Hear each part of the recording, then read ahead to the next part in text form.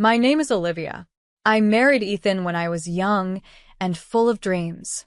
We were high school sweethearts, and I believed we'd be happy forever. My father, a successful businessman who owned a furniture factory, gave us a beautiful house as a wedding gift. For years after we got married, our son George was born. As time went on, I dedicated myself to being the perfect wife and mother. I kept our home spotless, cooked delicious meals, and made sure George had everything he needed. Meanwhile, Ethan worked as a sales manager, but his career wasn't going as well as he had hoped.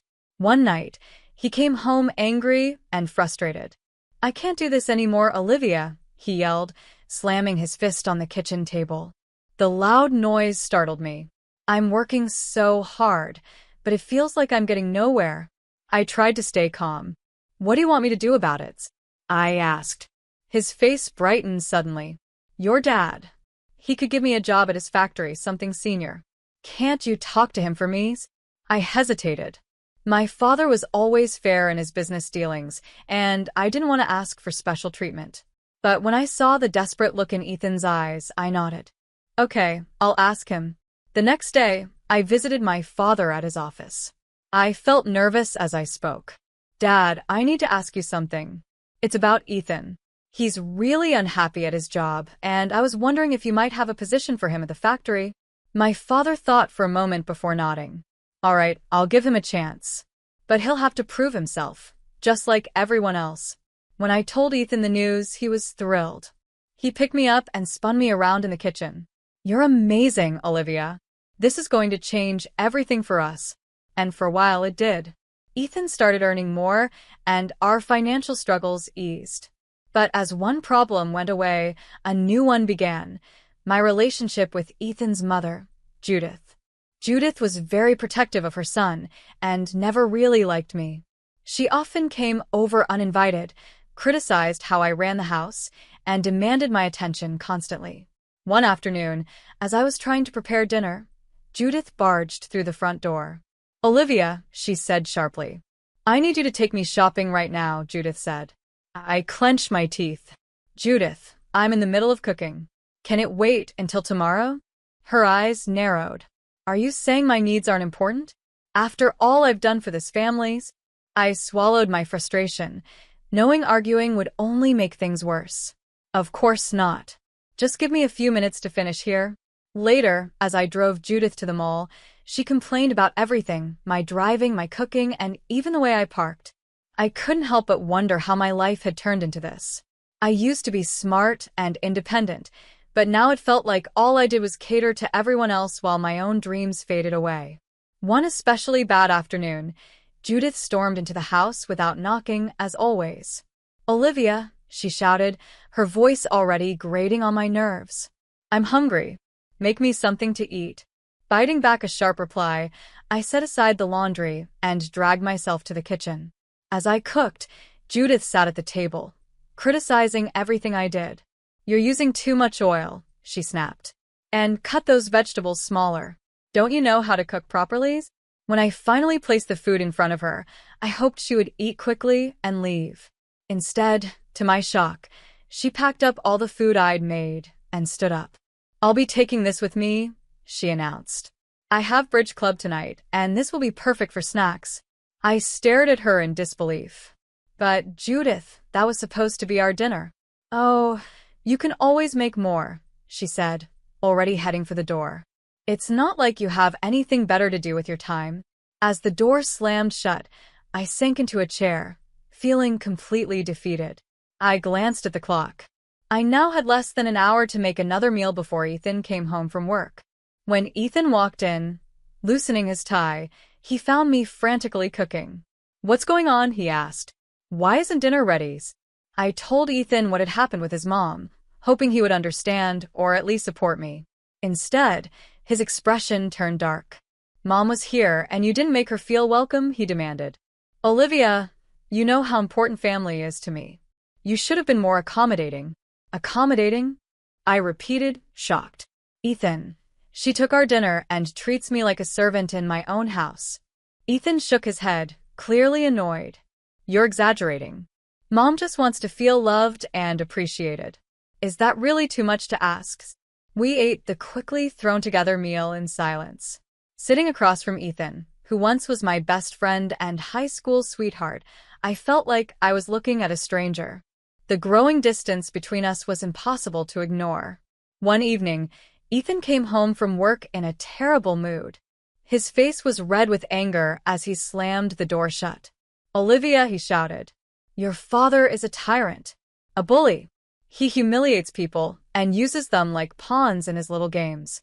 I froze, shocked by his words. My father had always been kind and fair as far as I knew. "What happened?" I asked carefully. Ethan's eyes burned with fury. "I stood up for an employee today. Your father was treating him unfairly, and I couldn't just sit there and watch. Do you know what your precious daddy did? He fired me. Right there, on the spot." My head spun. This didn't sound like my father at all. "There must be some misunderstanding," I said. "Let me talk to Dad and hear his side of the story." "No," Ethan yelled, making me flinch. "You will not speak to your father. You will not speak to your mother. As far as we're concerned, they don't exist anymore. Do you understand?" I trembled, too shocked and scared to argue. "Okay," I whispered. In the days that followed, Ethan found another job and started earning well again, but something between us had changed. The love and warmth I used to feel for him had been replaced by fear and resentment. As the years went by, our son George grew up. He often asked about his grandparents, but Ethan would shut down the conversation every time. "You have one grandmother," he would say firmly. "My mother. That's all you need to know." When George got ready to leave for college in another city, I felt a mix of pride and sadness. My baby was growing up, but I couldn't shake the feeling that I was losing the only ally I had in the house. Over the next few years, my life fell into a dull routine.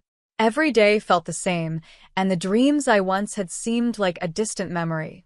I did everything Ethan asked and put up with Judith's constant criticism. Without George around, their treatment of me became even worse. One afternoon, while I was scrubbing the kitchen floor under Judith's watchful eye, the phone rang. I reached for it, but Judith snatched it away. "I'll answer it," she snapped. "You focus on cleaning that floor. I can still see spots."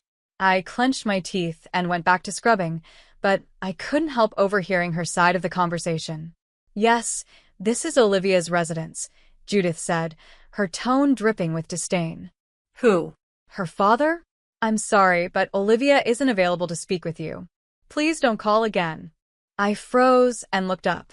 "Wait," I called out, but Judith had already hung up the phone. "That was your father," she said coldly.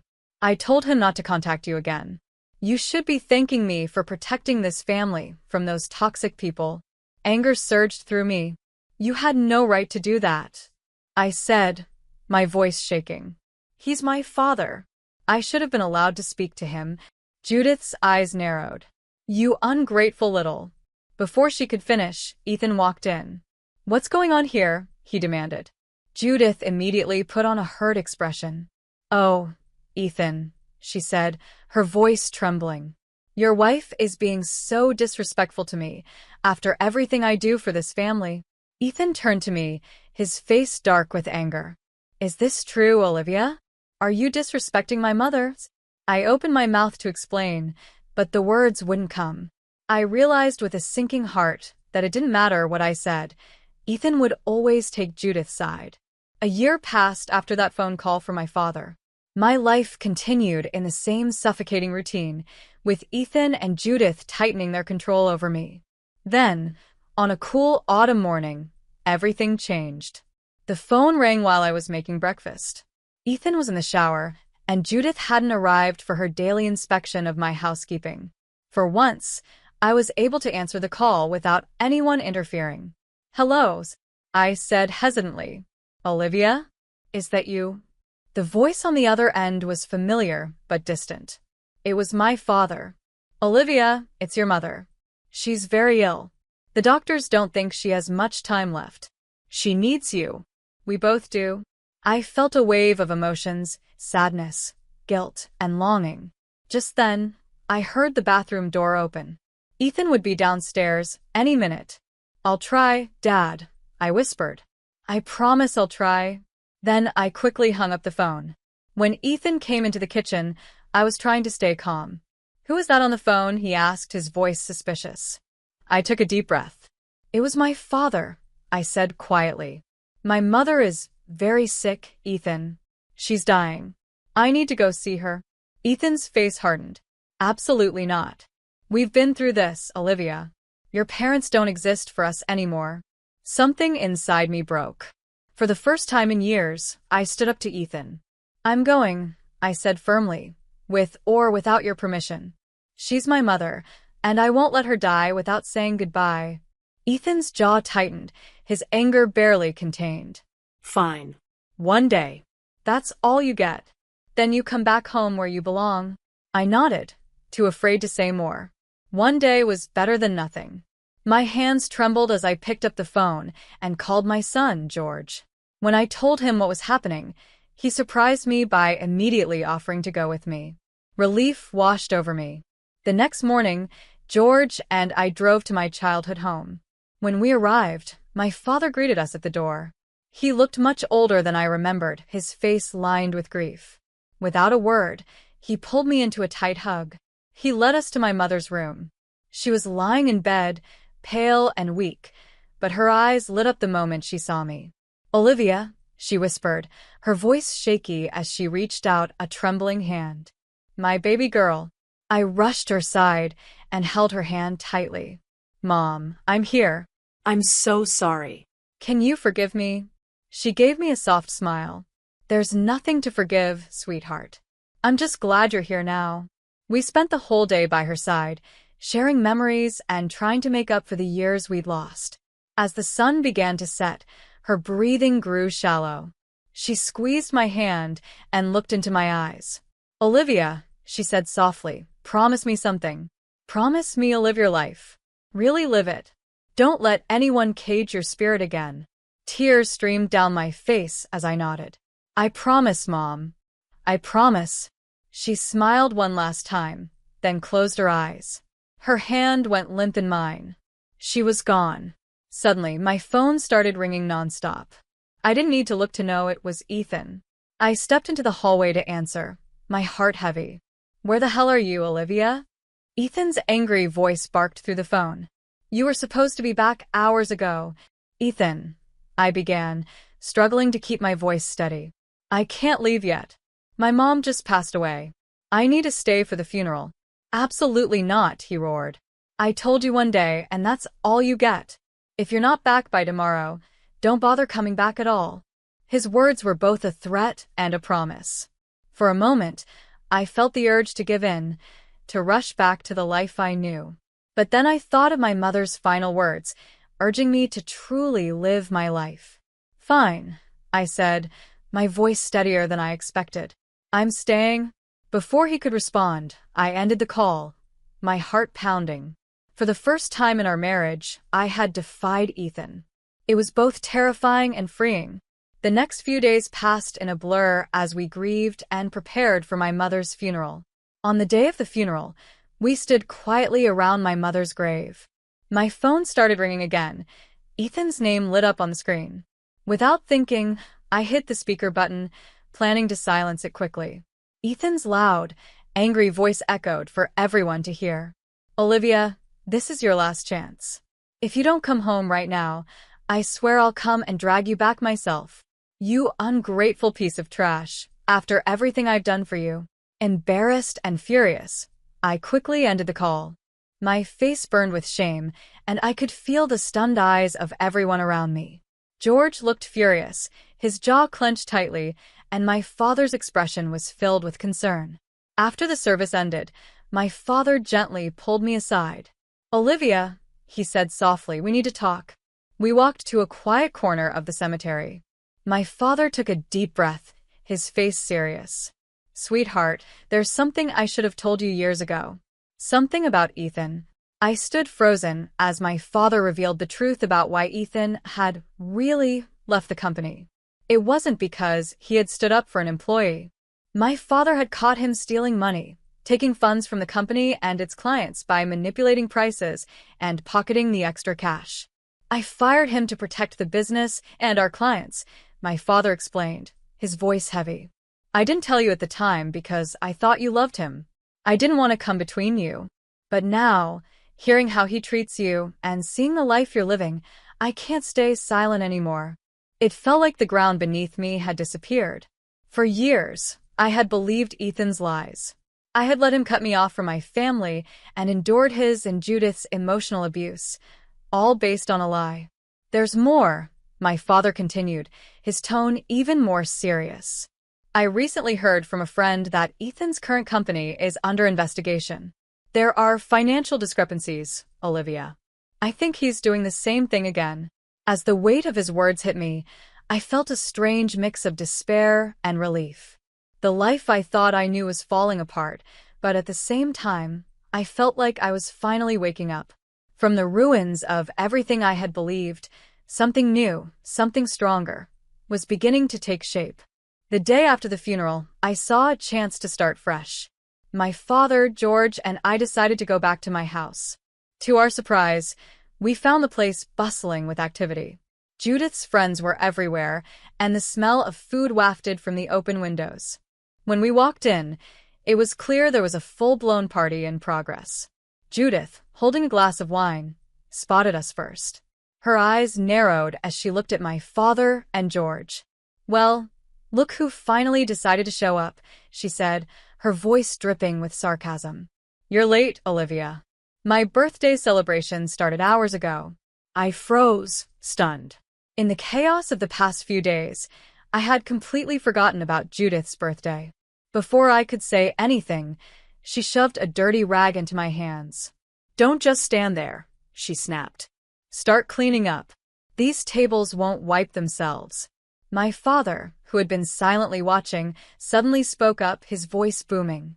"How dare you speak to my daughter like that?" he thundered, silencing the room. "She's not some servant to follow your orders. She's a grown woman, and she deserves respect." Judith let out a sharp laugh. "Respect," she sneered. "She gave up any right to respect when she married my son. Her family is Ethan and me now. You're nothing to her anymore." I stood there, shocked, as my father and Judith argued. Their voices grew louder, and the guests began shifting uncomfortably, unsure whether to stay or leave. Suddenly, Ethan stormed into the room. "What the hell is going on here?" he demanded, his eyes locking onto me. "Olivia, why aren't you serving the guests? And what are they doing here?" He pointed angrily at my father and George. Something inside me broke. Years of frustration and anger came pouring out. "No, Ethan," I said, my voice strong and steady. "I'm not serving anyone. I'm not cleaning up. And I'm done staying silent." The room fell completely silent.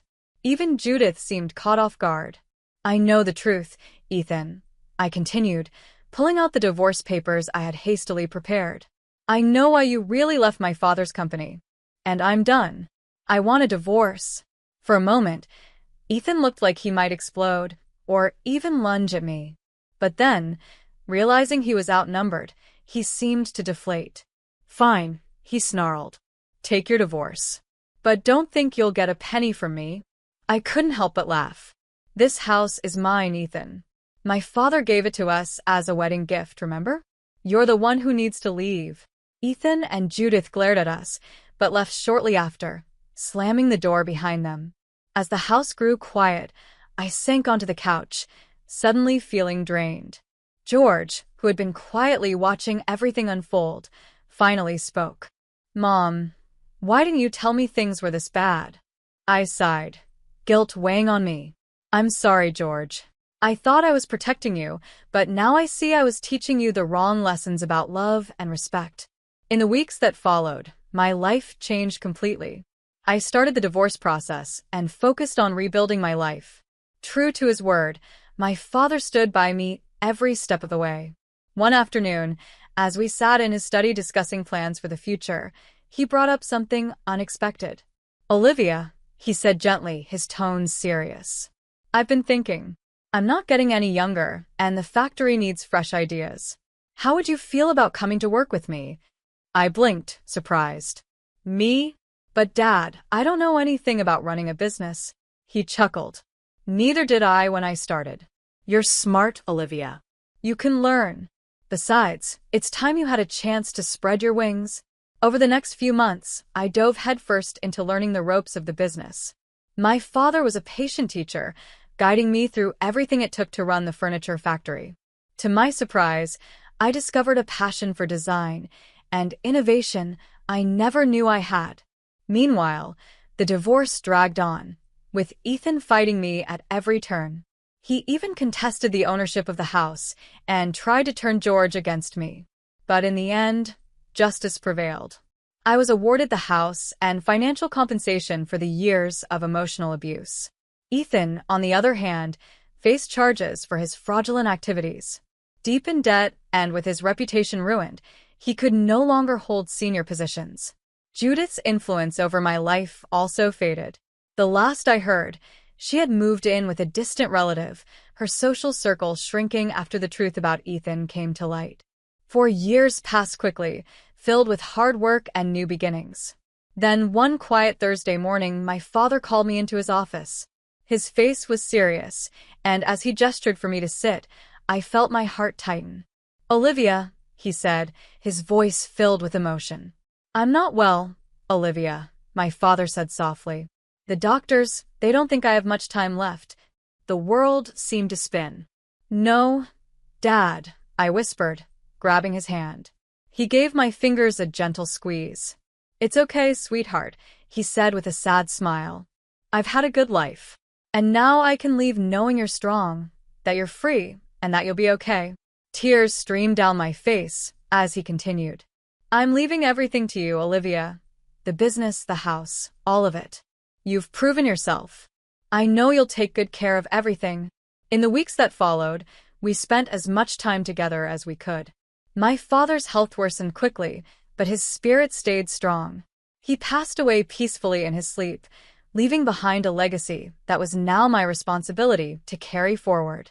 News of his passing and my inheritance spread quickly through our small town. I was still adjusting to my new reality when, one crisp autumn afternoon, the doorbell rang. When I opened the door, I froze. Standing there was Ethan, holding a bouquet of flowers and wearing an apologetic expression. Olivia, he said, his voice softer than I'd heard it in years. I'm so sorry about your father. May I come in? Warily, I stepped aside and let him in. We stood in the foyer, an awkward silence hanging between us. Finally, Ethan spoke. I've been thinking a lot, Olivia. About us, about our life together. I know I made mistakes, terrible mistakes, but I've changed. My mother passed away last month. She was the one who always came between us. Now there's nothing stopping us from being happy together again. I opened my mouth to respond, but before I could say anything, I heard the sound of a car pulling into the driveway. Moments later, the front door opened, and a tall, distinguished-looking man walked in. Olivia, darling, I'm home, he called out. Then he stopped, his gaze falling on Ethan. Ethan looked between us, confusion and anger spreading across his face. Who the hell is this? He demanded. The man stepped forward, extending his hand to Ethan. I'm Richard, Olivia's husband. And you are? Ethan ignored the outstretched hand, his face twisting with rage. Husband? What the hell, Olivia? You got remarried? You traitor. Richard's expression hardened. He stepped between Ethan and me, his voice calm but firm. I suggest you leave. Now. I suggest you leave now, and never talk to my wife like that again, Richard said, his voice calm but firm. Ethan lunged forward, but Richard was faster. He grabbed Ethan's arm and firmly escorted him to the door. This is your only warning, Richard said steadily. Stay away from Olivia. If you ever come near her or disrespect her again, you'll regret it. With that, Richard shut the door as the sound of screeching tires faded into the distance. He turned to me, his expression soft with concern. Are you okay, love? I nodded and stepped into his arms. I'm fine. I'm just glad you're home. I looked up at him, a small smile on my lips. And I'm glad you waited for me all these years. Richard chuckled, pressing a gentle kiss to my forehead. I've loved you since high school, Olivia. I would have waited forever if I had to. As we stood there in each other's arms, I couldn't help but reflect on how life had come full circle. Richard and I had been high school sweethearts before Ethan entered my life. After my divorce, Richard and I reconnected, and the feelings we once had grew into something even stronger. 7 months ago, we married in a quiet ceremony, starting a new and hopeful chapter together. Just then, my phone buzzed with a text message. It was from George. Mom, great news. Teresa's pregnant. You're going to be a grandmother. In the months that followed, life settled into a peaceful and joyful rhythm. George and his wife, Teresa, moved back to our city to be close to family as they prepared for their baby's arrival. They even joined us at the factory, bringing fresh ideas and enthusiasm to the business. It felt like a new beginning, filled with love, family, and the happiness I had waited so long to find.